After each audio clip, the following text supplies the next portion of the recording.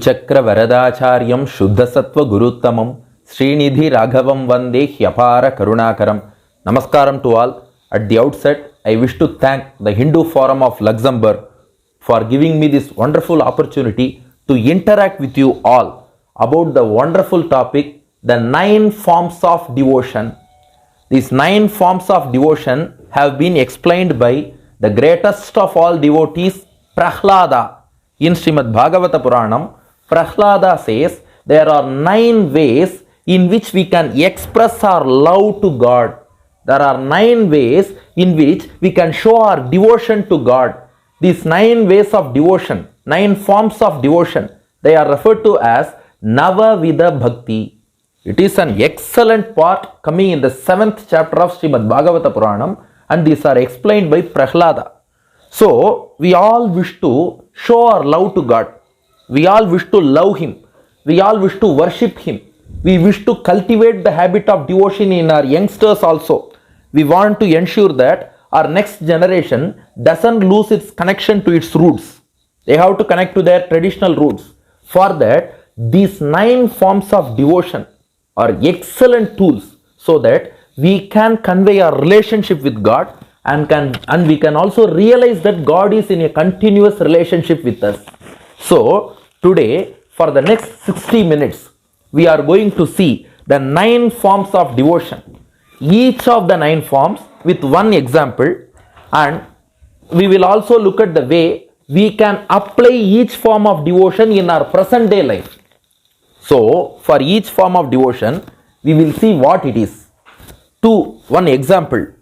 3. How can we apply that in our present day life? For this, my preceptor, Dr. Sri Uve Karunakaracharya Swami, he has composed a separate hymn called Bhakti Drishtanta Mala. In that hymn, he describes each form of devotion of all these 9. He describes each form, and he himself has quoted one example for each form of bhakti. So, with that definition, example, and we will extend it further by seeing how can we apply that in our present day life. Let's move into the topic.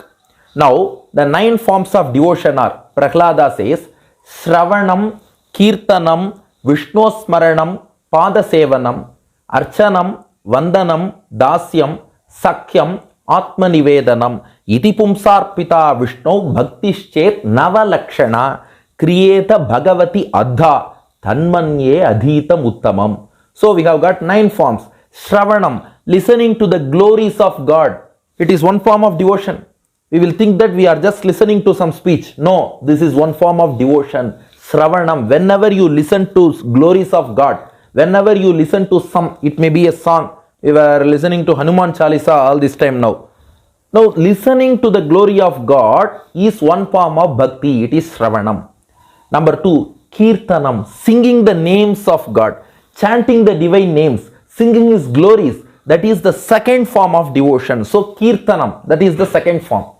Number 3, Vishnu Smaranam, thinking about God.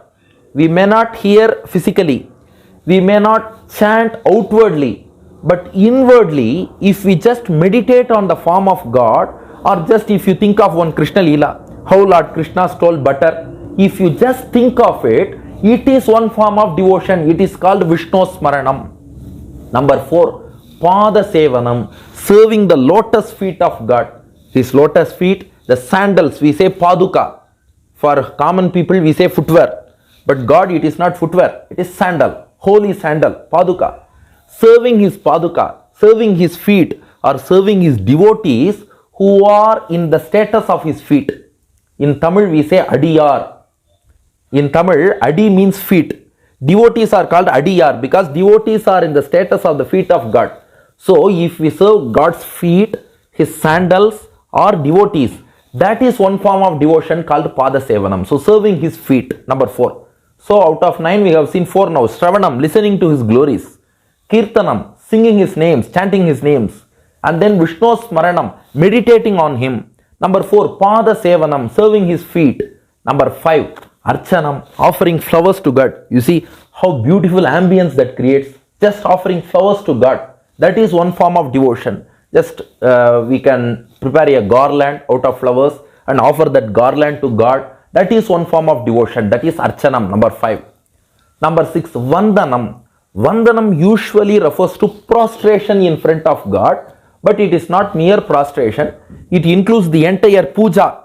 We do daily worship, daily puja to God, right? That entire puja procedure comes under Vandanam. Doing daily worship, daily pujas to God. That is the 6th form of devotion, Vandanam.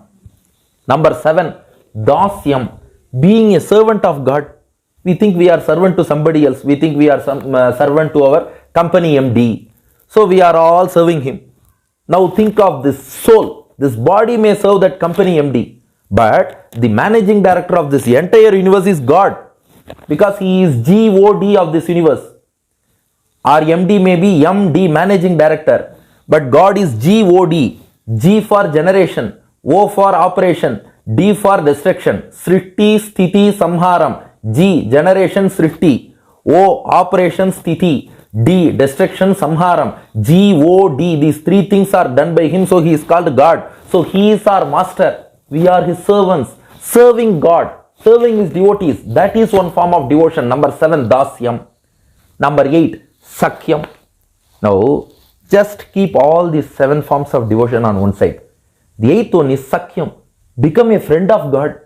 God is very much ready to become our friend. He is ready to converse with us. So we can just speak to him, interact with him like a friend.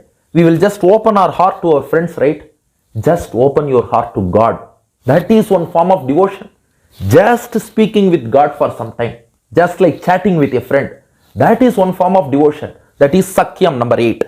Finally, last but not the least, the 9th form of devotion is Atma nivedanam. Offering ourselves unto God. Just surrendering to him. Prapatti, Sharanagati we say. Offering ourselves completely to him. Because already we are under the complete control of God only. Whether we realize it or not, that's a different question. Because God doesn't need the sanction of our belief to run this world. Please note again, God does not need the sanction of our belief to run this world. He does whatever he does. So already we are under his control only. Just realize that. Offer everything unto him. Offer yourself unto him. That is Atma nivedanam. Offering oneself completely unto him. Prahlada says these are the 9 forms of devotion. Shravanam, 1. Listening to his glories. Keerthanam, chanting his names and singing his glories. 3.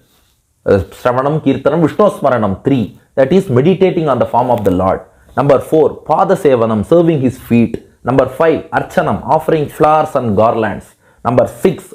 And then 6 comes Vandanam. We have to offer our prostrations and do daily worship to God. Number 7, Daasyam, be a servant of God and serve our master. Number 8, Sakhyam, be a friend, companion of God, interact with him. Just open your heart to God. That is number 8. Finally, number 9, Atma nivedanam, offer yourself completely to God. So, we have seen an overview of these 9 forms of devotion. Now coming to Bhakti Drishtantamala of my preceptor, Dr. Sri Uve Karunakaracharya Swami, he now goes on to explain each form of bhakti with one example. Now we have got 9 forms of devotion. Now we will go into examples. Who were the stalwarts of each form of devotion? Not that they didn't follow the other forms, but they are excelling in one form more than the others. So we are going to see some examples, and so that we can also inculcate that kind of a bhakti within us and also to our next generation. So we will see examples for each of the 9 forms of devotion. The first form of devotion is Shravanam, listening to the glories of God. Who is the best example for Shravanam is Prahlada himself. Prahlada, who is speaking of these 9 forms of devotion, himself is the epitome of Shravana Bhakti. My preceptor's verse here, Drittanto Vishnu Bhaktehe Shravana Mayatanoho Daityarajasya Putraha Prahlado Naradarshehe Adhigata Bhagavat Vaibhavastat Sukhaya Satyoktim Tam Vitanvan Narahari Vapusha Stambha Dimbhatvam Devesho Daityahanta Ditisuta Sharanaha Sambhrama Vishta Chetaha. Now take the case of Prahlada. Just have a look at the background of Prahlada. He was the son of Hiranyakashipu, the Hiranyakashipu who was proclaiming that he himself was God. Prahlada was the son of such evil Hiranyakashipu.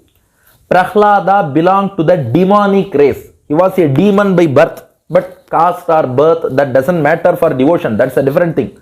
But he was a demon by birth. He belonged to demonic race.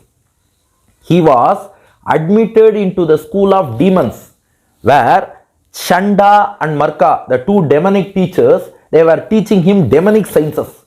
You just kill anybody, you amass wealth, you be happy, don't worry about others. Such kind of demonic teachings he was put into. And then he didn't have the company of devotees, because all the people surrounding him were demons again. Now, even if Prahlada sometimes chants Narayana, he is put to a lot of troubles. If he uttered the name Narayana, he was troubled and tortured by his father. In spite of all these difficulties, Prahlada was steadfast in his devotion. Just imagine. He was born in a demonic race, son of Hiranyakashipu. He was tutored in the demonic school. All the people surrounding him were demons, and he will be tortured if he utters the name Narayana. Yet he was steadfast in his devotion. He had faith on Bhagavan. How was it possible? Because of the grace of Guru, Shravanam. He listened to the glories of God from Narada. Narada is the Guru of Prahlada. When Kayadu, the mother of Prahlada, she was pregnant. At that time, the pregnant Kayadu was granted asylum, shelter in the hermitage of sage Narada. Narada granted her asylum. Indra was trying to kill that Kayadu. Narada granted her asylum. He advised Indra, you should not kill a pregnant woman. So Narada granted asylum to her in his hermitage. Every day Narada would play his musical instrument called Veena and sing Narayana, Narayana, Narayana, Narayana, Narayana, Narayana, Narayana. Now, the child in the womb, the fetus in the womb, scientifically, fetus in the womb can listen to sounds. It can grasp divine sounds. So, this Prahlada, who was in the womb of his mother, he just grasped the divine chant of Narayana by sage Narada. And because of that only, he evolved into a great devotee. So, no other means for Prahlada. The only means with which God entered into his heart is both of his ears while he was in mother's womb. God's names entered into his ears, and then thereby God entered into his heart. Thereby Prahlada evolved into one of the most exalted devotees of all times. How much great means he became greater than his Guru himself. Prahlada became greater than Narada. How can we say so? Because there is one verse in Sanskrit which often recalls the names of very important devotees. Prahlada, Narada, Parashara, Pundarika, Vyasa, Ambarisha, Shuka, Shaunaka, Bhishma, Dalbyan, Rukmangada, Arjuna, Vasishta, Vibhishanadin, Punyan, Iman, Parama Bhagavatan Smarami. I meditate on the great devotees like Prahlada, Narada, Parashara, Pundarika, Vyasa, Ambarisha, Shuka, Shaunaka, Bhishma, Dalbya, Rukmangada, Arjuna, Vasishta, Vibhishana. Please have a close look at the list. Who comes first? Prahlada. Who comes second? Who is the Guru? Narada. He comes second. Who is the disciple? Prahlada. He comes first. So, by listening to God's glories, by listening to God's names, while he was in the womb of his mother, he became a greater devotee than his Guru himself. So, we always say, whenever it comes to devotion, we first utter the name of Prahlada. So, just by listening to the glories of Lord, he became a great devotee. Not only that, Hiranyakashipu tried to torture him whenever he uttered Narayana. But Prahlada was not deterred. Narayana saved him on each occasion. Hiranyakashipu tried to give him poison. Hiranyakashipu tried to push him from a hill. Hiranyakashipu tried to push him into the sea. Hiranyakashipu tried to stampede him with elephants. Hiranyakashipu tried to kill him with tridents and spears. But all went in vain, because Narayana rescued him on each and every occasion. Not only that, to bless Prahlada, Narayana broke open the pillar and came as Lord Narasimha, destroyed the evil Hiranyakashipu, conducted coronation for Prahlada and gave him boon. So, a person who listens to the glories of Lord will ultimately end up having his heart itself as a temple of God. Through the years, God will enter into him and dwell in the heart of that devotee. This has been said by the great mystic saint Nammalvar. Nammalvar, in his Periya Tiruvandadi, he says, Puviyum iruvisumbum ninnagatta, நீ என் செவியின் வழிபுகுந்து என்னுள்ளாய் அவிவின்றி யான் பெரியன் நீ பெரிய என்பதனை ஆரறிவார் ஊன் பெருகு நேமியாய் உள்ளு. Nammalvar, the great devotee, Shatakopa of great devotee of Narayana. This Nammalvar, he says to Lord Narayana, "Oh God, I listen to your glories, a Lord.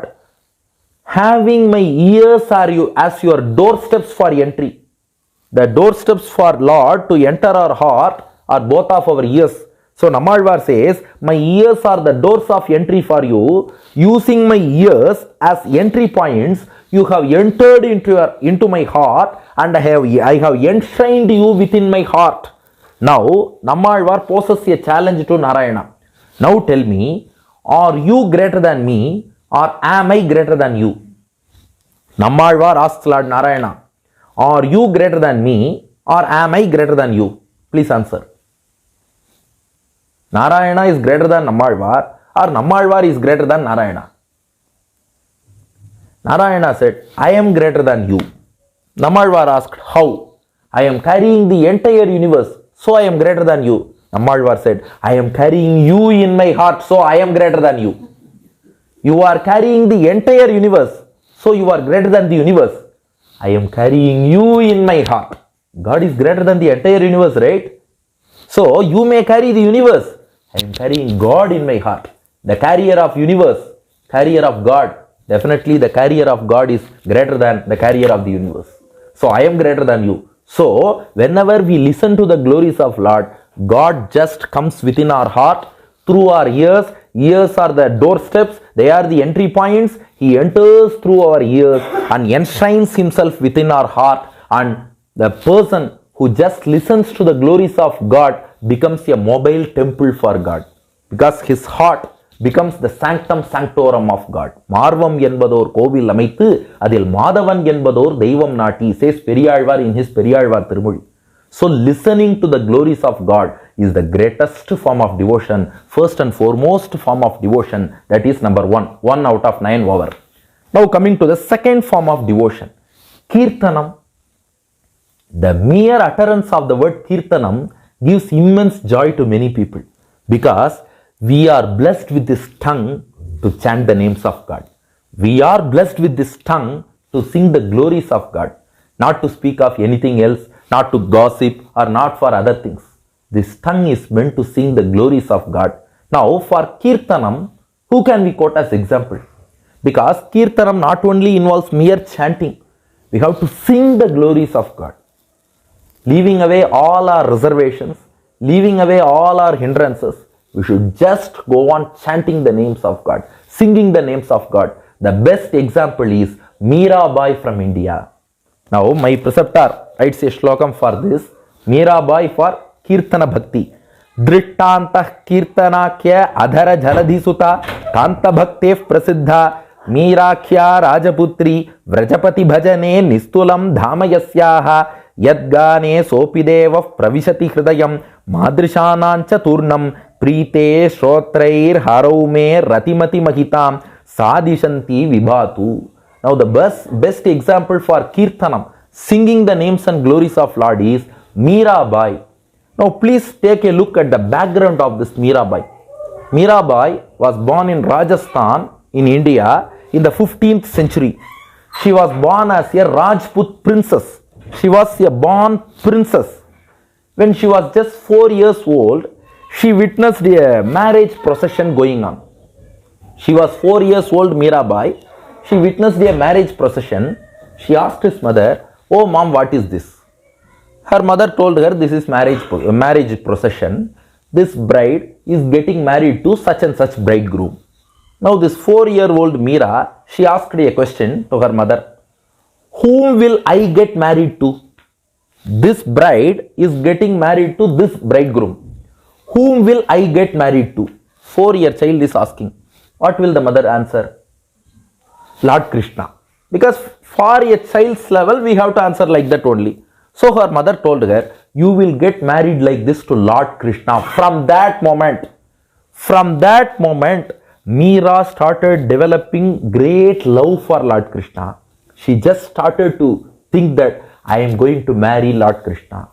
But fate goes that she lost both her parents within 5 years of life. She lost both her parents. She was brought up by her grandpa. At that time, a saint came to their palace. He had an icon form of Lord Giridhari we say. Lord Krishna carrying the Govardhana mountain, Giridhari. That idol icon form of God was brought to the palace. Meera immediately fell in love with that Giridhara Gopala, with that Giridhari. Meera fell in love with him and she almost made up her mind that Giridhari is her husband. When that saint, he was about to leave, he wished to take back the idol of Giridhari, but Meera won't let him take it. She said, I want this God with me. She would not leave him with that idol. So seeing her devotion, that devotee, that saint, he also accepted that let this idol be with Meera herself. Later, Meera was given away in marriage to a Rajput prince. Still Meera considered herself as the wife of Lord Krishna only. So this kind of great devotion, great love, this is pure unadulterated love. We cannot see this in material parlance. This is pure spiritual love, devotional love, unadulterated love for Lord Krishna. She would sing Keerthans. In those Keerthans, we can see how much she suffered from the pangs of separation due to her separation from Lord Krishna. She wants to attain Krishna soon. She says, until I see you, no repose. My life, like a fish washed on shore, flies in agony. She just experienced the pangs of separation just like anything. So she suffered due to that. At the same time, devotional outpourings, songs, Keerthans, she would just sing the names and glories of Lord Krishna in such a manner that whoever listens to that will develop devotion to Lord Krishna like Meera herself. So that kind of Keerthan she was able to do. And finally, God didn't leave her alone. He blessed her. Because the in-laws of Meerabai, she was given away in marriage to another Rajput prince. The in-laws, they didn't like her being devoted to Lord Krishna or considering herself as the wife of Lord Krishna. Her in-laws didn't like this thing. So what they did was, they gave her poison. But Meera, she was singing the glories of God, Keerthan. While doing Keerthan, Meera drank that poison. The poison changed into nectar, Amritam. Then she was given a cobra within a basket. So their plan was the cobra will come, bite her and she will be gone. They tried to finish her off. But when Meera, she opened that basket, a beautiful handsome idol of Lord Krishna was present there. The serpent was not to be found. And then Meera, she was given a bed of thorns covered with a cloth. When she lies on that bed, all those thorns will just prick her. But when Meera, she went to the bed of thorns changed into a bed of roses. So Lord Krishna was blessing her on each and every occasion. At the same time, Keerthans were pouring out from her. Those kinds of pure, unadulterated, devotional Keerthans we cannot see anywhere else. So thus Meera was devoted to Lord Krishna. Finally, she reached the lotus feet of Lord Krishna at Dwaraka in Gujarat. There, Lord Krishna is there as Dwarakadisha. In Dakur Dwaraka, Meera reaches the lotus feet of Lord Krishna. So, Meera's life shows us that whenever we sing the glories of God, God becomes attracted by that. Because just imagine, whenever some people says about our name, whenever some people utter our name, we will just turn back. Oh, my name has been called. Whether he calls us or some other person with the same name, that doesn't matter. Whenever our name is uttered by somebody, we will turn back. Why? That name attracts us. Similarly, whenever we chant the names of God, God will turn towards us. Just like he turned towards Meerabai, God will turn towards us. That's why the mystic saint Bhutatalvar, he says, what is the essence of all Vedas? Madhavan per solluvade othin surukku. The essence of all Vedas is to chant the names of God. Please chant the names of God. Chanting the names of God is the essence of all Vedas.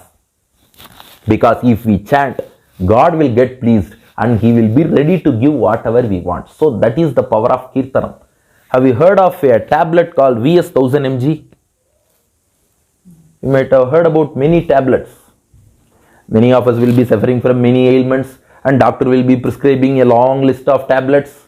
Have you heard of this tablet VS 1000 mg? The benefit of this tablet is you can take it any number of times per day. You can take it for any number of days. It will cure any disease. It has got no side effects, no contraindications. Anybody can take it. That kind of a medicine. Not only that, it will cure bodily ailments and also ailment of the soul. What is that VS 1000 mg? Vishnu Sahasranamam.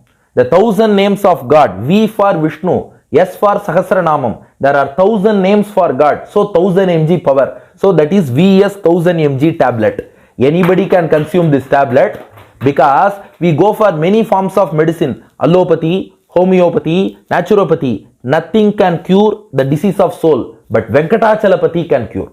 Allopathy, homeopathy, naturopathy cannot cure. Venkatachalapathy alone can cure. Shriyapathy alone can cure. So, God is the doctor. His name is the medicine. So, chant Keerthanam, that will cure us of the great disease called samsaram. We say worldly existence, mundane existence, samsara.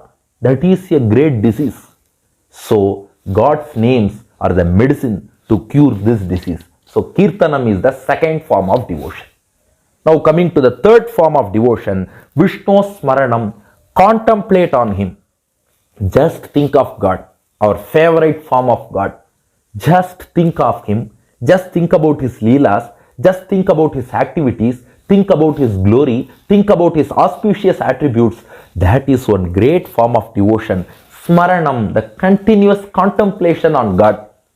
Now, my preceptor quotes Valmiki as an example for this contemplation. His verse, Drishtanto Vishnu Bhaktehe Smaranam Bhumikarnad Uditaha Valmiki Saptayogi Shvara Vachanabalat Satpadavyam Pravrittaha Kujantam Rama Rameti Atimadhura Vacha Ramakavya Praneta Bhutyai Stanme Sadayam Bhuvi Madhura Giraha Margadarshi Maharshihi.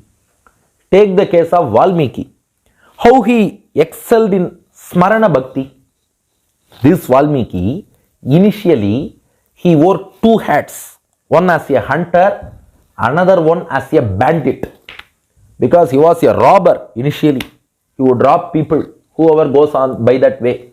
So he was a bandit on one hand, hunter on another hand. His initial name was Ratnakara. Now this bandit, dacoit, Ratnakara, he tried to rob sage Narada. Now Narada asked him, "Oh man, why are you trying to rob me?" That fellow said, "For food, I am a hunter. I will hunt animals and get my food. For money, I rob people. I am a dacoit. I get money from people." Narada said, "Oh my God, oh Mr. Ratnakara, you are committing a lot of sins, man. Do you know that all these things are sins?" "Yes, I know," Ratnakara said. "Now, you will have to experience the effect of all these sins. You have to suffer because of these sins. All these are sins, papams. You will have to suffer. Don't you know it?" Narada asked. Ratnakara said, No, I am just giving share of all this money to my family members. So if I have to suffer, all my family members will also get share in that sufferings. So I need not suffer alone," this fellow said. Narada told him, "Oh Ratnakara, do one thing. You are assuming that your family members will take share in your sufferings. You please confirm this from them. Go, I will be here." Ratnakara couldn't believe Narada. So he tied him to a tree and then went to his family. First he went to his parents. This Ratnakara told his parents, "Oh father, oh mother, I have hidden a great news from you, because thus far I have been not only a hunter, I have been a dacoit. I have been doing this thing, and all the money which I brought, were all stolen money only. So, you have taken share from the money brought by this act of theft. If you can share the money, will you share the sins? Suffering due to the sins, will you share? This fellow, Ratnakara, asked his parents. His parents replied, no, oh son, it's your bound duty to serve your parents. It's your duty to look after your parents. Whatever way you can adopt for that, that is different. We won't get that sin. Go away. He went to his wife. Oh, my life partner, you share everything with me. Do you know that I have been a thief all these years? Will you share all my sins? You have shared money. Will you share sins? His wife replied, do you know what our scriptures say? If husband commits a punyam or meritorious deed, wife gets 50% share of it. If husband commits punyam or merit, wife gets 50% share from it. But if husband commits a sin, wife will not get any share from it. It is the words of Veda Shastras. Not only that, if wife commits a punyam or meritorious deed, husband will not receive share from that. But if wife commits a sin, husband will receive 50% share from that sin. Oh my God, this is biased towards women. Yes. If wife commits sin, husband receives 50%. Wife commits punyam, no share for husband. If husband commits punyam, 50% automatically credited to wife. But if husband commits sin, no sin for wife. So I won't be affected, she said. Oh my God. He turned towards his children, this Ratnakara. His wife said, don't turn towards children. Whatever sins children commit till 12 years of age, go to their parents only. So you have to carry their sins also. Your sins won't go to them. They are small children. Ratnakara was shocked. He came back to Narada. Oh sage, they are all sharing money only. They won't share sins. I have committed a lot of error, lot of sins thus far. Now I have realized. Please show me a way to get rid of all these things. Narada said, there is only one way. What? Chant the name of Rama. Chant Rama, Rama, Rama, Rama. But this fellow Ratnakara, he has untied Narada. He is trying to chant Rama, Rama, but he was unable to chant Rama. He was unable to utter the word Rama. Because only if a person has committed lot of punyam, has done some meritorious deed, he will be blessed to chant Rama. If we are able to chant the name Rama today, we can rest assured that we have committed lot of punyams and meritorious deeds. That's why we are blessed with this opportunity. Because there was a sage by name Bhagavan Nama Bodhendra. He would go to every village. He would encourage people to chant Ramanama. One fellow asked him, oh sage, you ask us to chant Ramanama. Will chanting of Ramanama fetch us any merit, any punyam? Will chanting of Ramanama fetch us any punyam? This Bodhendra replied, of course, boy, chanting of Ramanama will fetch you punyam, that's a different thing. But only if you had done punyam before, you will be blessed with the ability to chant Ramanamam. Otherwise, you won't get that chance at all. So, this Ratnakara, he was unable to chant Rama Rama. So, Narada devised a plan for that.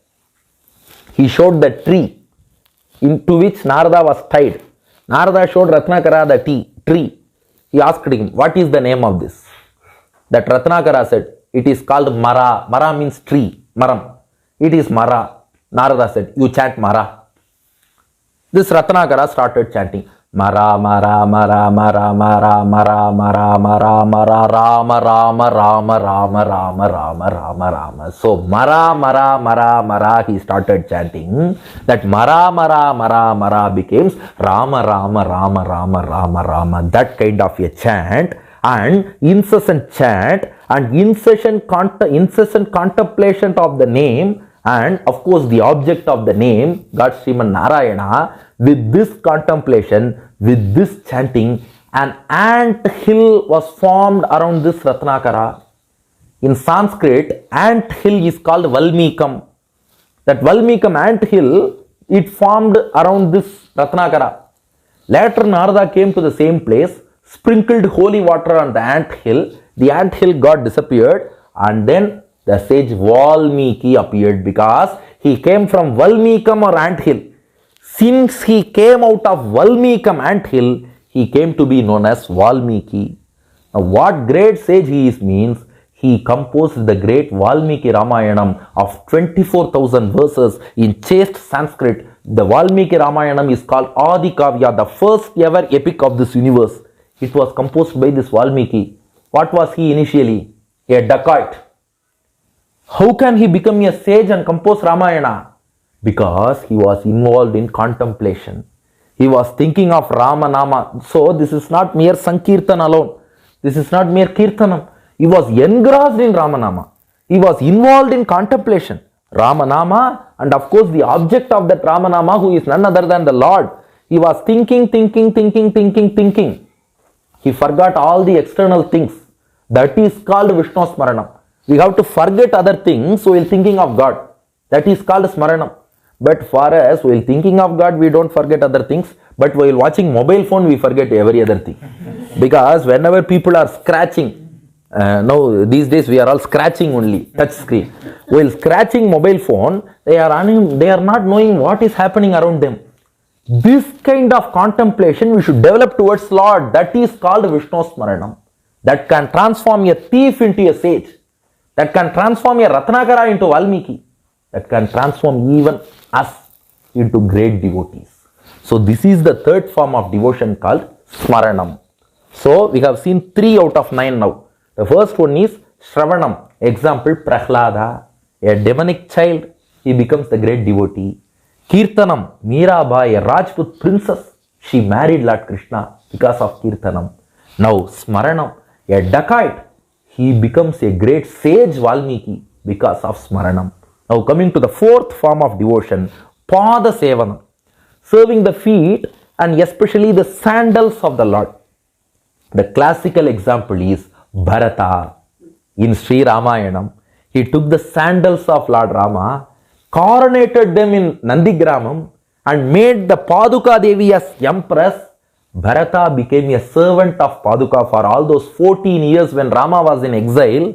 Bharata was worshipping the sandals, Padukas of Lord Rama. That is the classical example for Paadha sevanam. My preceptor's verse for this fourth form of devotion, Drittanto Vishnu Bhaktehe Dasharatha Tanayaha Paadha Seva Parayaha Kaikeyi Suprajayaha Bharata Iti Samaihi Shlokitas Sarthanamna Trayantacharya Surehe Bharata Parishadi Sthayinam Prekshita Chet Ashasya tat prabhava kathamiva vachasa varnaniyo bhavenme. Now, Bharata, he received the kingdom. He could have received the kingdom from Kaikeyi, but he refused. No. Rama alone is the emperor. He is Raja Rama. Who am I to accept this throne? Never. He just went to Rama in Chitrakutam. He pleaded to Rama, please return back. But Rama was insisting that he would be in exile for 14 years as per the words of his father. So Bharata received the sandals, Paduka. He carried those Padukas on his head. Carried the Padukas of Rama on his head. Bharata returns to Nandigramam, did coronation for the sandals. And because of that Paduka Patabhishekam, Swami Vedanta Deshika says, Bharata became the greatest of all devotees. Bharataya param namostu tasmai prathamodaharanaya bhakti bhajam yadupagyam aseshatah prativyam pratito raghava paduka prabhavaha.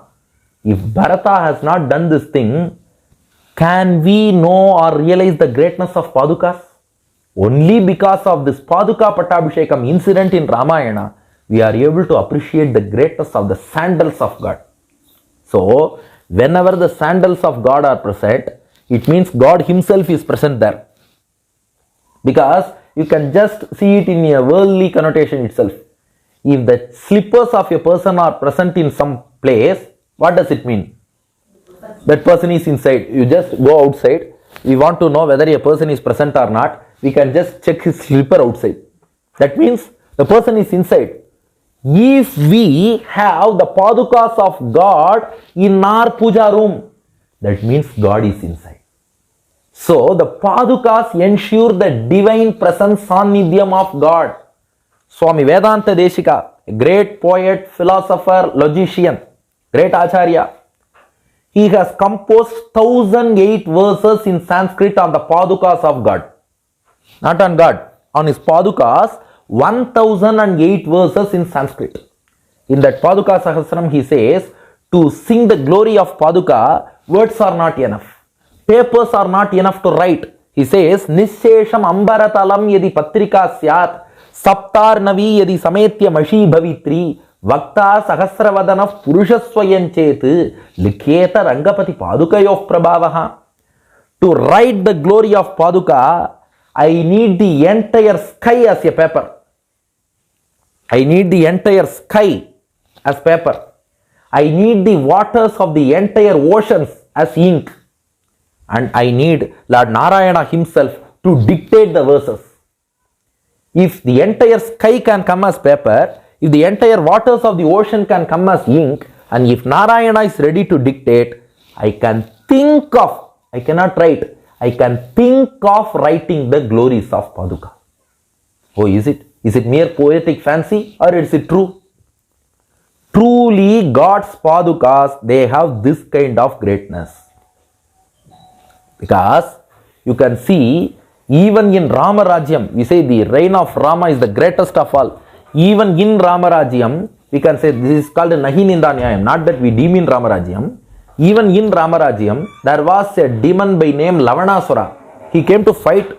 Rama sent Shatrughna and destroyed him.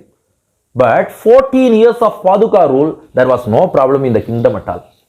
So Paduka's reign was greater than Ramarajyam itself.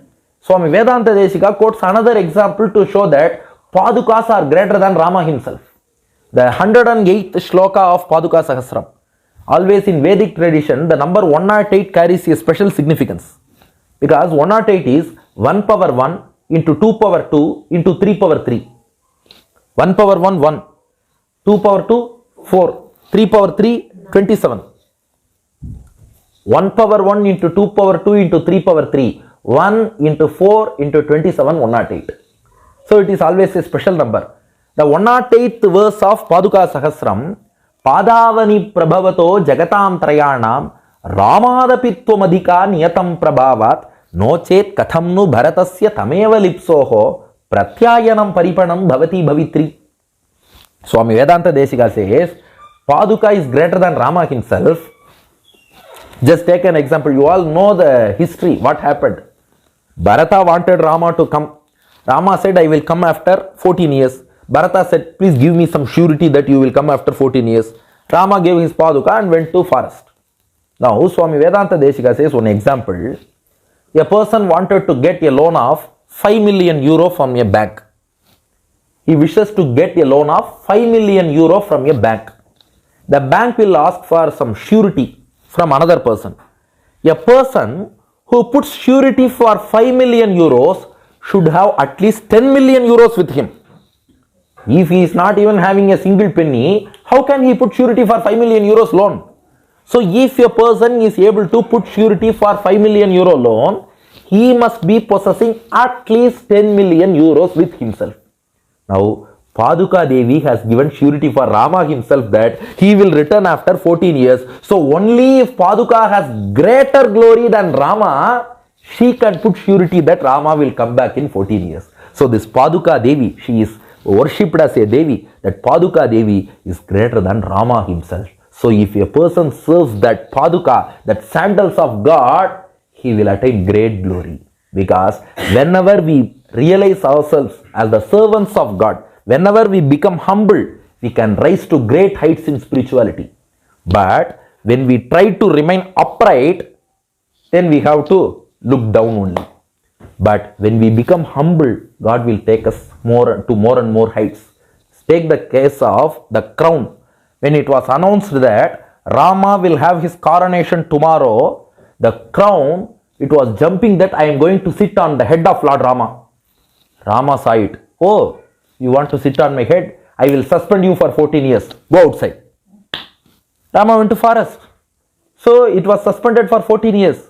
But this Paduka Devi said, I will always serve the feet of Rama. Rama said, okay, I will place you on the throne and coronation will be done for you. So if we be humble and serve his feet, we can reach greater heights. That is the fourth form of devotion called Paadha sevanam, serving the feet of God, serving the sandals of God, serving the devotees of God. This is the fourth form of devotion, and obviously Bharata is the greatest example and the only example we can say. So Vedanta Deshika and others have glorified Paduka, but the first person to show the glory of Paduka to the world is Bharata and none else. So he is the example for this fourth form of devotion. Now coming to the fifth form of devotion, Archanam, offering of flowers, fragrant flowers, garlands to God. The greatest example is none other than our own Andal Nachiyar Goda Devi. She offered the garlands on her bride to God, and she became the bride of God himself. So Andal Nachiyar, my preceptor's verse, Drittanto Vishnu Bhaktehe Sakusuma Tulasi Damayuktarchanayaha Goda Devi Mamasyat Haricharana Ratim Vardhayanti Sadeyam Yat Kesharoha Dhanyaha Anitara Surabhihi Sarvagandhopi Rangi Mala Sammana Yangstaha Vahati Natashira Ishwareti Bruvanaha. Now, Andal Nachiyar, she is the incarnation of Bhumi Devi herself, Mother Earth. She incarnated in Srivilliputturu in Tamil Nadu in the Tamil month of Adi in the star called Puram, in the garden of Periyalvar, Vishnu Chitta. He is one of the mystic saints, Alvars. Periyalvar had a garden where he had many flowers to offer God.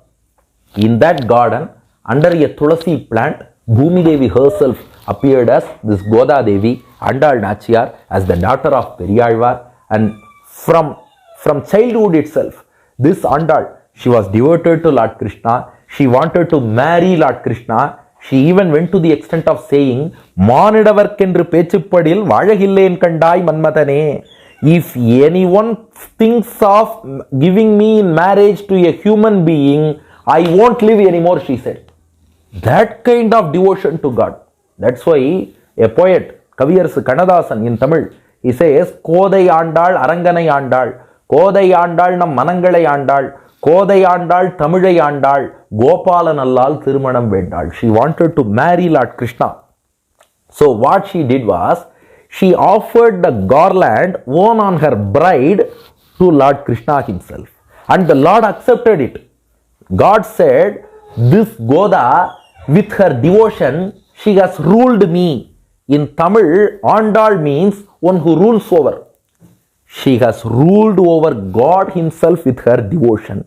That's why she is called Andal, that kind of a devotion. And also, in addition to these floral garlands, she offered oral garlands herself also. Floral garlands, after wearing them on her bride, she offered. Oral garlands, Tirupavai 30 verses. Nachiyar Tirumozhi 143 verses. In that Nachiyar Tirumozhi, with 143 verses, she said 143 to God. Because college students know what does 143 mean. But when we say it in a worldly connotation to some other person, the meaning is different. But a Jivatma can definitely say 143 to Paramatma, because that is divine love. So, with those 143 verses in Nachiyar Tirumozhi, she conveyed her 143 to Lord. And thus, even today, if we go through the Tirupavai and Nachiyar Tirumozhi, we can also get that kind of a devotion.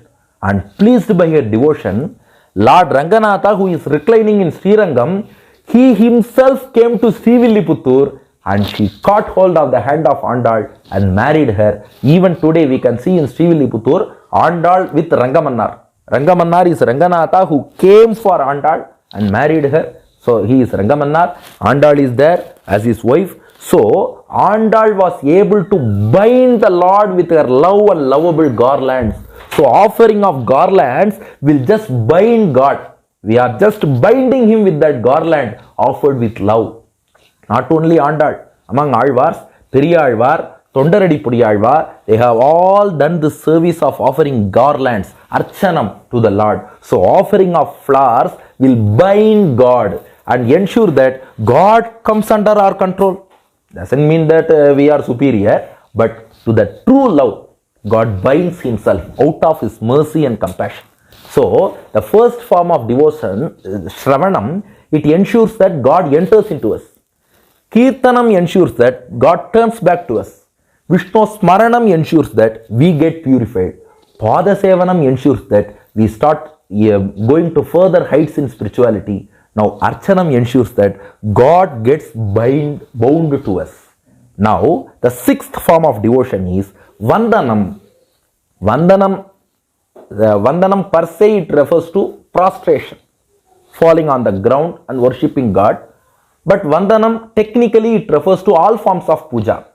So, the entire puja, daily worship, which we do to God, that comes under Vandanam. The classical example for this form of Vandanam, my preceptor says, is none other than Saint Tyagaraja. Tyagaraja's kritis, many of you might be familiar with him.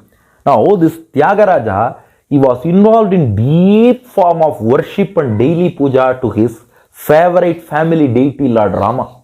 My preceptor's verse, Drishtanto Vishnu Bhaktehe Bhuvi Vitata Yashaha Vandanakyayutayaha Sriman Me Tyagarajaha Kala Madhuragira Ramakirtim Pragayan Kaverim Ganatirtham Kalimala Kalusham Shrotruvargancha Putam Kurvan Sangeeta Murtihi Dishatu Hariratim Sadgurur Gayakanam. This Tyagaraja, he was born in the year 1767 in Thiruvarur in Tamil Nadu. They later relocated to Thiruvayaru on the banks of the holy river Kaveri. This Tyagaraja, his father Rama Brahmam blessed him with two things. His father Rama Brahmam gave him two things. One is, he taught him Rama Nama, advised him to chant Rama Rama Rama Rama Rama Rama. And then he gave the idols of Lord Rama and Lakshmana, Sita, Hanuman. Rama Parivar idol. So Rama, Sita, Lakshmana, Hanuman, these idols. And then Rama Nama.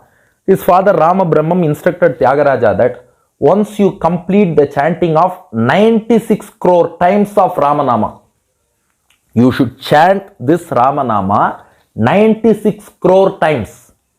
Once you complete 96 crore chants of Lord Rama's name, Lord Rama will appear before you. Tyagaraja was excited. Immediately I will chant this Rama Nama for 96 crore times and have darshan of Lord Rama. Now his father asked him, how will you keep count of 96 crore chants? Is it possible? For people who do Gayatri Japam, it is difficult to count 108 Gayatris. How can you keep count of 96 crore Rama Namas? Rama, Rama, Rama. How can you count? Tyagaraja replied, why should I count? If Rama appears before me, it means that I have completed 96 crore chants. That kind of faith and steadfastness we should have. He said, I need not count. I will just go on chanting Rama, Rama, Rama, Rama. Once Rama appears before me, I will understand that I have completed the 96 crore chants. Saying that, Tyagaraja started to chant Rama, Rama, Rama, Rama. At one stage, he was able to hear a knock on the door of his house. He opened the door. He was blessed with the darshan of Rama along with Sita, Lakshmana and Hanuman. Literally, Rama appeared before him after those 96 crore chants of Rama Nama. So, great devotee, Saint Tyagaraja, what he used to do was, the Rama, Lakshmana, Sita, Hanuman idol given by his father, he used to do Nada Upasana form of puja to that Rama. Nada Upasana means doing worship along with music. Tyagaraja was blessed with the text called Swararnavam, which was composed by sage Narada. You see, Narada will be associated with all these devotees. So that Swararnavam, Tyagaraja was able to get that. Inspired by that, Tyagaraja started composing kritis on Rama, and with that kritis, with those compositions, with that music, he performed daily pujas to Lord Rama in such a way that he will be engrossed, immersed in the nectarine experience of Lord Rama during that puja. This kind of a Nada Upasana, he had composed many kritis. Now around 700 of those kritis are available today, but he had composed many more kritis. So this form of Nada Upasana, Worship of God through music, that was performed by Tyagaraja. So there is a subtle difference. Meera Keerthan means singing the glories of God, chanting his names. Valmiki Smaranam means contemplation on the object of Ramanama. Now Tyagaraja, he does daily worship, puja. God is there in idol form like this. He does puja. During that puja, he sings and does Nada Upasana. Upasana refers to puja. Nada Upasana, he uses music itself as a tool for that puja and worship Lord Rama, and those immortal kritis are available even today. Anybody who listens to that will get devotion towards Lord Rama. Especially his Pancharatna kritis are very much famous and they are world renowned. So this Tyagaraja, Saint Tyagaraja, he showed the way how we can worship, offer daily worship, Vandanam to God through many means. Music is one form. Any form of art can be done as worship of God. That was shown by Tyagaraja. That is Vandanam number 6. So we can offer anything to him. Any form of art. One may be a singer. One can be a dancer. One may be even an orator. We can offer everything as a puja to God. Instead of speaking of something else, the orator can speak about God. He can give daily discourses. That will become a puja. So make everything as puja to God. Make every art form as a puja. That was shown by Saint Tyagaraja, and that is the 6th form of devotion, Vandanam. Vandanam Tyagaraja. Now coming to the 7th form of devotion, Daasyam. Daasyam means becoming a servant and serving the Lord who is our master. The best example is none other than Hanuman.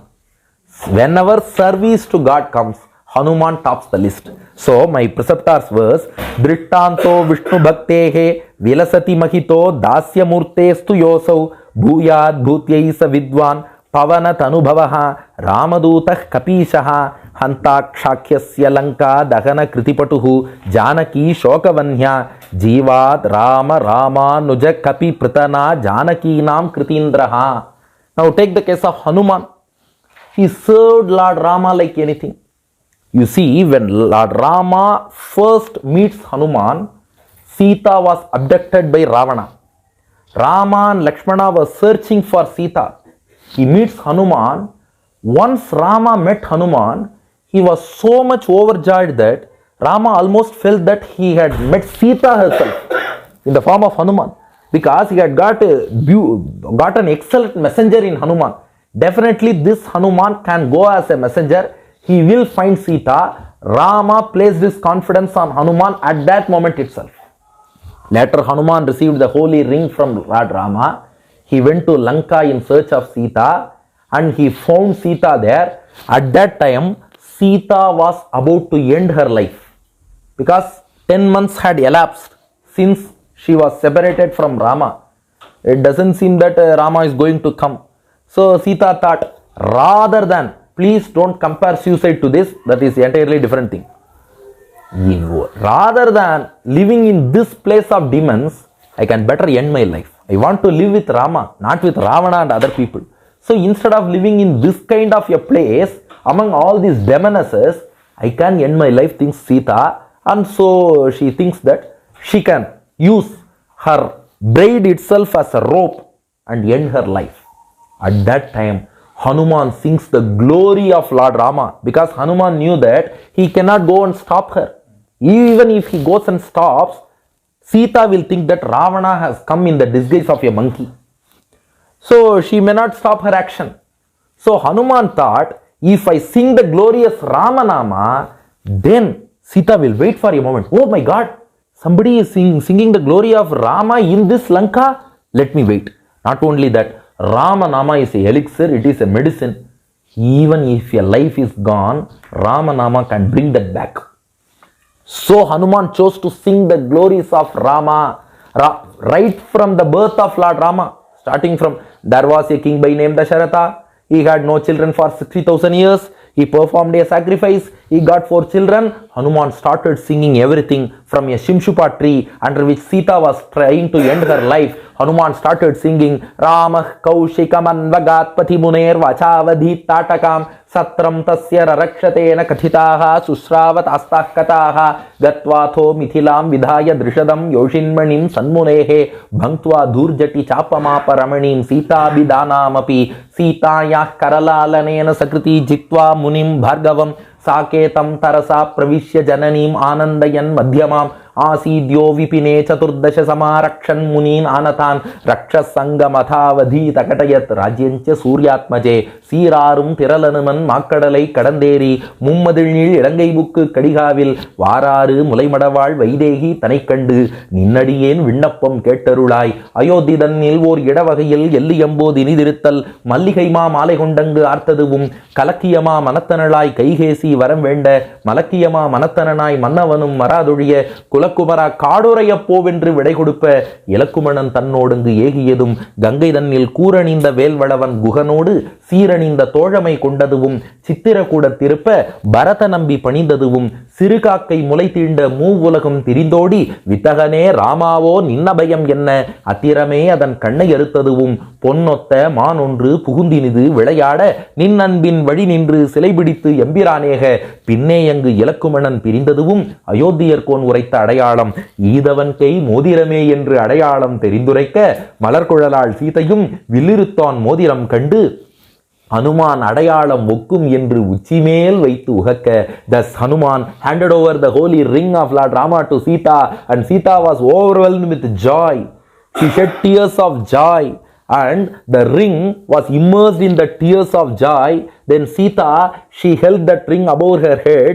She just placed it on both of her eyes and then looked at that ring. Sita was able to see the presence of Rama within that ring. Because within that ring, she was able to visualize the ring finger of Rama. Along with that ring finger, she was able to see the hand of Rama. She was able to see the shoulder of Rama. She was able to see the divine body of Rama. And she thought that Rama for 1 second appeared before Sita. Thus Hanuman saved the life of Sita. And then he comes back to Rama. He says, I have seen Sita. Sita was seen. Dritta Sita, கண்டேன் சீதையை கண்டனன் கற்பினுக்கணியை கண்களால் தெண்டிரை அலைகடல் இலங்கை தன்னகர் அண்டர்நாயகை இனி துரத்தி ஐயமும் பண்டுள துயரும் என்று அனுமன் பண்ணுவான். Now Rama thinks, what can I do for you in return? Oh Hanuman, you have saved Sita's life by singing my glories. You have saved my life by informing me that Sita is alive. He saved Sita's life by singing Rama's glories. He saved Rama's life by telling the good news that Sita is alive. Now Rama says, what can I give for you in return? I have nothing else. I have lost my empire. I have lost my wealth. I have lost everything. What can I give to you? Oh Hanuman, come here. I will give myself to you. Parishvango Hanumataha Yasha Sarvasva Bhutastu. Parishvango Hanumataha. Rama hugged Hanuman in the sense that I am offering myself to you. So that kind of a blessing Hanuman was able to receive from Rama because of his service, pure devotional service, expecting nothing in return. I am a servant of God. I have to serve God. Hanuman served him. That kind of a service, that is the 7th form of devotion. Daasyam, we become a dasa and serve our master God. That is Hanuman, 7th form of devotion. Now coming to 8 and 9. We are towards the concluding part of this speech. The eighth form of devotion. It is Sakhyam, mingling with God as a friend. Best example is Arjuna. My preceptor's verse, Drittanto Vishnu Bhaktehe Shathamakatanaya's Sakhyamurtescha Yosau Bhuyad Bhutyesa Parthaha Yamiha Bhagavan Vyajavatsam Vidhaya Dhenur Vedanta Namnihi Sakala Janahitam Gorasam Manya Gita Namna Dugdha Dadaunaha Samara Bhuvi Nijam Vishurupam Pradarshya. This Arjuna, he is the cousin of Lord Krishna. Krishna offered to come as charioteer of Arjuna, as a driver in today's parlance. Charioteer of Arjuna, Partha Sarathi. He was driving the chariot. The Kurukshetra battlefield, Pandava, 7 Akshauhini army of Pandavas on one side, 11 Akshauhini Kaurava army on other side. Krishna drives the chariot, brings Arjuna to the center of the battlefield. Now Arjuna looks at both sides of the battlefield.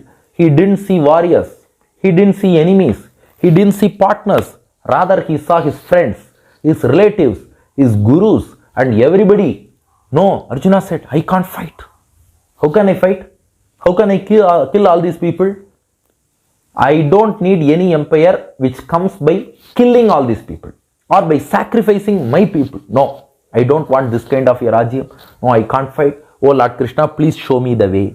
Now, keeping Arjuna as just a cause, Krishna teaches the holy Bhagavad Gita in this situation. You see, this Bhagavad Gita, it carries a lot more spiritual significance because the Kurukshetra battlefield is not an isolated battlefield alone. Our mind is Kurukshetra. Every one of us, we are encountering many mental battles every day. Kurukshetra battle was over in 18 days. But our mental battle is going on and on. So our mind is Kurukshetra. This Jivatma, soul is Arjuna. 7 Akshauhini Pandava Sena is our good thoughts or positive thoughts. 11 Akshauhini Kaurava Sena constitute our evil thoughts. There also evil is more than good. In our thoughts also, negative thoughts are more than positive ones. So our mind is Kurukshetra, Jivatma is Arjuna, positive thoughts are Pandava army, negative thoughts are Kaurava army. Now this Arjuna, Jivatma is caught between both sides. Whether to go by positive thoughts or whether to go by negative thoughts, he is in a fix. So every one of us, Arjuna is every one of us. You may be a doctor or engineer or lawyer or an auditor or a teacher or a professor or whatever it is. We are all Arjunas because we land up in confusion, depression, stress, negativity and all other things. We are in a fix, whether to act or not, whether to do or not, execute our duty or not. Now, Krishna teaches Bhagavad Gita not only for that Arjuna.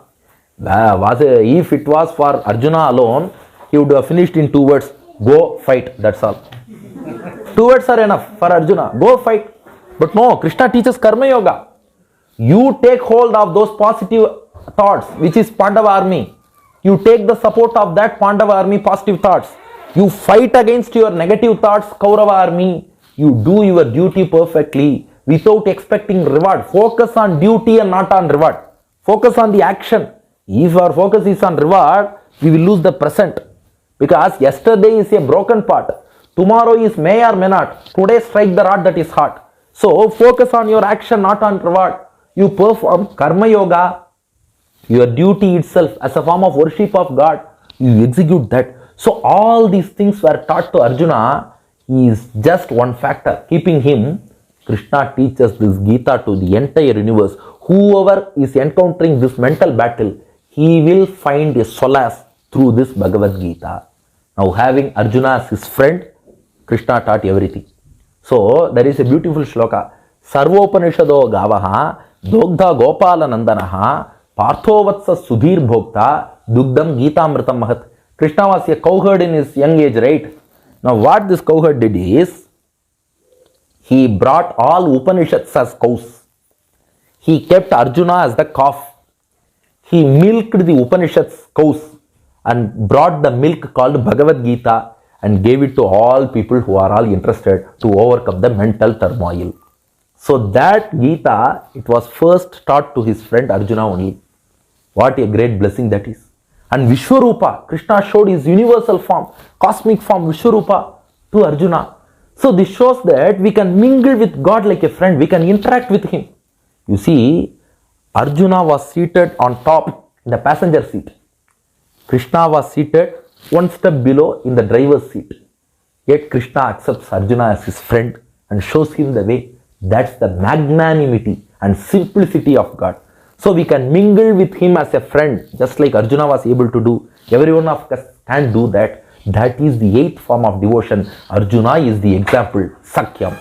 Now coming to the final form of devotion, Atma nivedanam. Atma nivedanam is offering ourselves unto God completely, a complete form of surrender.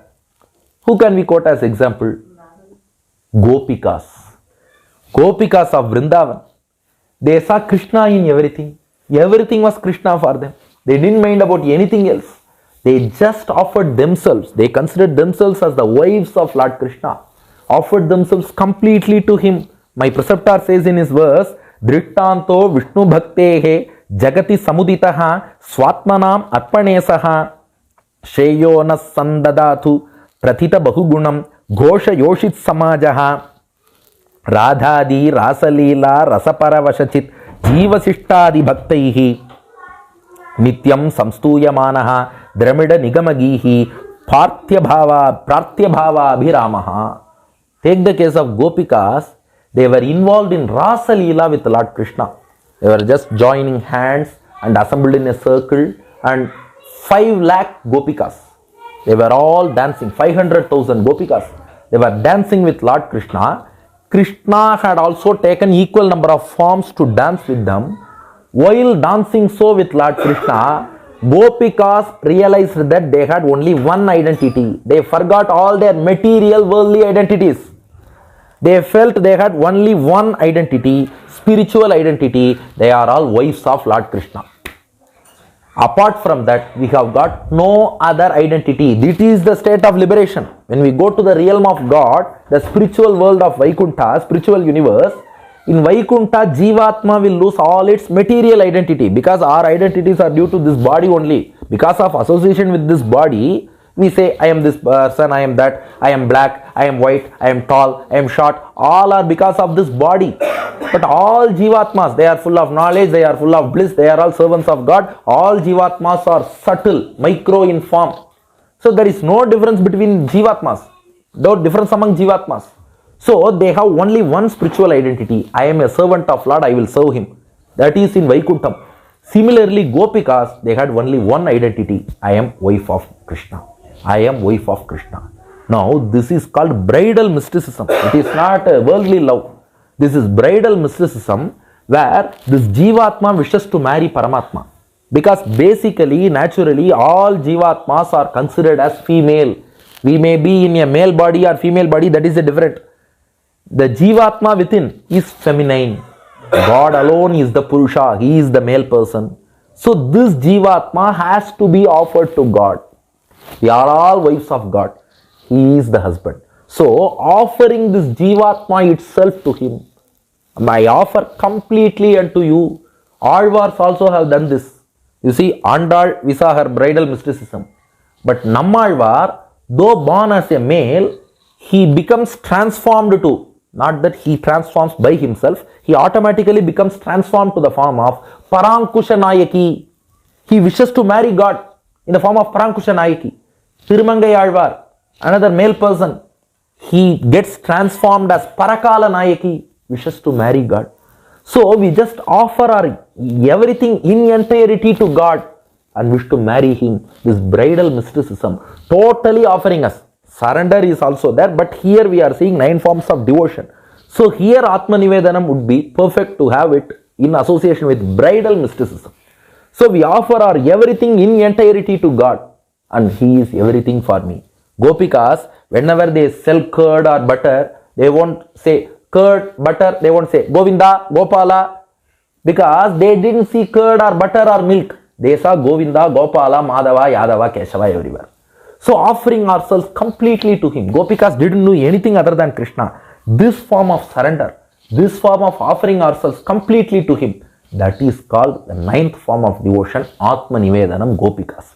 Now we have seen examples for Shravanam Prahlada, Keerthanam Meerabai, Vishnu Smaranam Valmiki, Paadha sevanam Bharata, Archanam Andal Nachiyar, Vandanam Tyagaraja, Daasyam Hanuman, Sakhyam Arjuna, Atma nivedanam Gopikas. Now, how to put these 9 points into practice? Because next generation, our youngsters are there, they are also listening. Now, we wish to ensure that our next generation has its connection to our roots intact. Now, these 9 forms of devotion are not something which are somewhere and which can be followed in some other yugas, not fit for today. No, we can follow all these 9 forms of devotion, either 1 or 2 or 3 or even all of 9. We can do it even today. Just we can go through 1 to 9. How can we apply them in everyday life? First one, Shravanam. We can listen to songs and discourses, right? We can encourage our children to listen to at least 5 to 10 minutes per day. Listen to something about God. It may be a song. It may be a spiritual discourses. Even today in my YouTube channel also, people prefer 5 minutes discourse, 10 minutes discourse. You don't speak for 60 minutes. We are all in mechanical world, machine-like life. If you speak for 90 minutes, 120 minutes, who can listen? Please put short videos. YouTube, that's why it has introduced the concept of shorts. We can give devotional shorts to our children. A devotional short, 15 to 60-second video. But we have to ensure that our children listen to that every day, on an everyday basis. So, if they listen, our ears are the doorstep for God to enter into our heart. So, we can ensure that at least for some time, that 5 minutes may become 10, 20, 30 over time. But we can ensure that at least they start listening something to that. That is Shravanam. To Keerthanam, this we can encourage children a lot. We can ask them to chant the names of God and dance. Because children like to do that. But rather than dancing for some pop or rap or whatever it is, you please dance chanting the name of God. Chant Krishna, Rama, Govinda and dance. Chant Rama, Krishna and dance. Chant Narayana, Narayana and dance. Prahlada, he was chanting the names, and all the demonic children studying with him, they also started chanting the names of Narayana. So the benefit of chanting is the person near us will also be prompted to chant. If we start chanting, the other person will also start chanting. So we can just make our children chant some stotras, small verses, small shlokas. We can encourage them to chant them. If they start chanting, then the devotion will develop. And then number 3, Vishnu Smaranam. Think of God whenever possible. For example, if you are traveling somewhere, just think of God for over 5 to 10 seconds. You can just think of God. Meditate on your favorite deity, favorite God, and then go. When you are about to write an exam, please think about God. Meditate on Him, contemplate on Him. God will give you positive thoughts. He will give you good memory power and concentration. So just concentrate on God just before doing any action. Even before taking our food, we have to thank God. Because without His blessing, we cannot get food for a single meal. If we are able to get 3 square meals per day, it is due to the grace of God. So even before eating, we can think about God and thank Him. So that is also one form of devotion. The third one, Smaranam. Number 4, Paadha sevanam. Serving the feet of God. In today's connotation, we can serve the devotees of God. Because they are all the feet of God. If we start serving devotees, that service to mankind is service to God.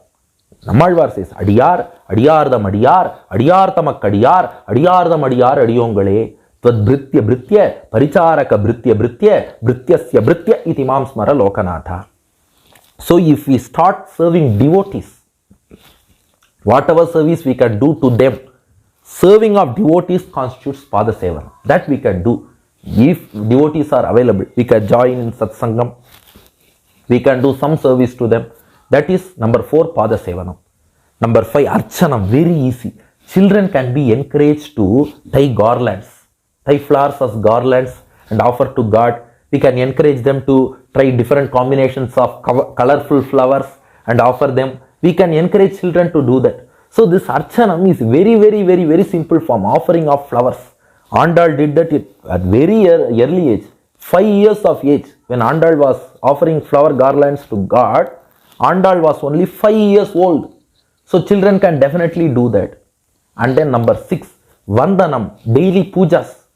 Even if a child is unable to do the complete process of puja, they can assist their parents while they are doing puja. Just stand with parents during puja, prostrate to God and just observe how they are doing that puja.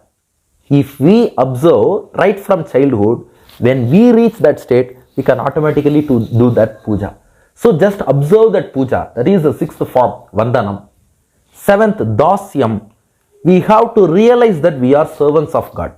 Because all through our life, we are remaining as servants for many people. Be it the manager in the office, to somebody at house, or even to neighbor or house owner. We are remaining as servants for many people. Just think that actually this soul is the true servant of God. Because This soul, its essential nature is, this only purpose of existence of the soul is to serve God, serve God, serve God alone. That's what Ramanuja says, Shesha. In Vedartha Sangraha, Ramanuja says, Paragata Atishaya Adhana Ichaya Upadeyatwameva Yasya Surupam Sa Seshaha Paraseshi. The one who exists only to add glory to his master is called Sesha. The essential nature of the soul is, it exists only to add glory to his master who is none other than God. So we are his servants. So we have to teach children and make them think for a moment that we are the true servants of God. That's why in Tamil we say Adiyan Dasan, Adiyan Dasan, Dasosmi, because we are Dasas. That's our nature. And then number 8, Sakhyam. This we can encourage children to interact with God daily. Just how you open your heart to your friends, just open out your heart to God. God is very much ready to listen to your voice. God is ready to answer also. The thing needed is pure love, faith and devotion. That's needed from our end. If it is present, then definitely God is ready to respond. So we can encourage children to do that. That is Sakhyam. Just converse with God. Finally, 9th one, if they start doing all these 8 things step by step, the 9th stage will automatically come to the Atma nivedanam. We will become the pure devotees, exalted devotees, offering ourselves to God. That kind of a devotion we can surely develop. So just follow the footsteps of Prahlada and start Shravanam, listening to the glories of God. And then follow the footsteps of Meerabai and start singing the glories of God. Follow the footsteps of Valmiki and start thinking about God. Follow the footsteps of Bharata and worship the Padukas and devotees of God. Follow the footsteps of Andal Nachiyar and offer flowers to God. Follow the footsteps of Saint Tyagaraja and do puja to God. Follow the footsteps of Hanuman and serve God. Follow the footsteps of Arjuna and have friendship with God. Follow the footsteps of Gopikas and Alvars and offer yourself to God. These are the 9 forms of devotion. If a person follows all these things, Prahlada concludes, Iti pumsar pita Vishnu bhaktischet navalakshana kriyeta bhagavati adha tanmanye adhitam uttamam. This is the greatest thing one can do in this world. We have got this human birth. It is rare to get a human birth. There are 8.4 million species on this earth. Among those 8.4 million species, Homo sapiens is one species. Just look at the probability of being born as a human being. Now we are blessed with this birth. So certainly everybody has to devote some time for devotion. So we have got options, not a single path. We have got 9-fold devotion. You can choose one or more or all and involve in the devotion and make sure that our youngsters are also involved in the devotion. With this, I conclude this part and now it is open for questions. You can interact with me.